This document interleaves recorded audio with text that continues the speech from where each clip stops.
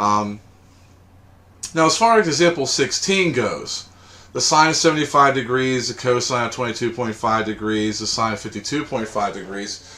Again, I mean, they're saying here, find the exact values. Anytime you're asked to find exact values means that, one, you should not be really using a calculator to do this.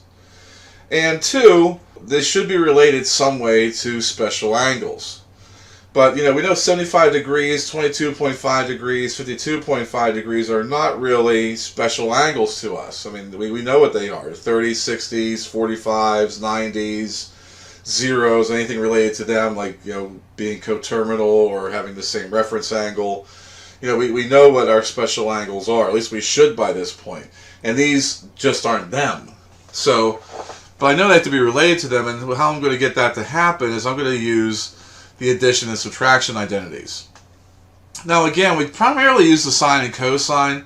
The tangent ones come in handy. I mean, if you're asked to find, like, the sine, cosine, and tangent of a certain angle that's the result of me combining in some way special angles, then, I probably would be finding the sine and cosine and just use the identity, well, tangent's going to be sine over cosine again.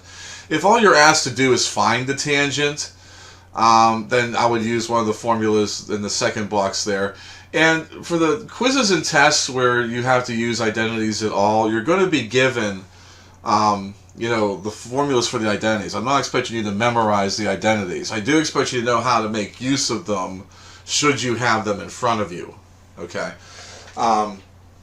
So you will have a sheet of identities provided to you on a test or quizzes that involve you having to work with any identities at all. And you should also keep, like, these formulas handy as you do your web work problems as well, because some of them will ask you to make use of these identities. So I have to look at the sine of 75 degrees and say, okay, well, how do I use special angles to get 75 degrees? And with a little bit of, like, exploration, I can notice that 75 degrees is the same thing as me taking 30 degrees plus 45 degrees. So I'm going to use the very first formula in the first box up there, and according to that, the sine of 30 degrees plus 45 degrees is going to be the sine of 30 degrees times the cosine of 45 degrees plus the cosine of 30 degrees times the sine of 45 degrees. Each one of these are trig function values that you should know the values of. The sine of 30 degrees is 1/2. The cosine of 45 degrees is the square root of 2 over 2. The cosine of 30 degrees is square root of 3 over 2. And the sine of 45 degrees is the square root of 2 over 2. I then carry through some simplification.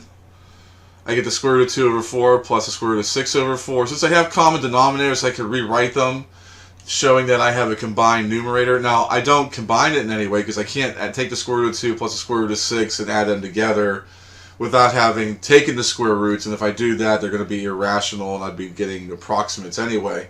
So the best way I could write the answer is the square root of 2 plus the square root of 6 all over 4. But that's an exact answer for that.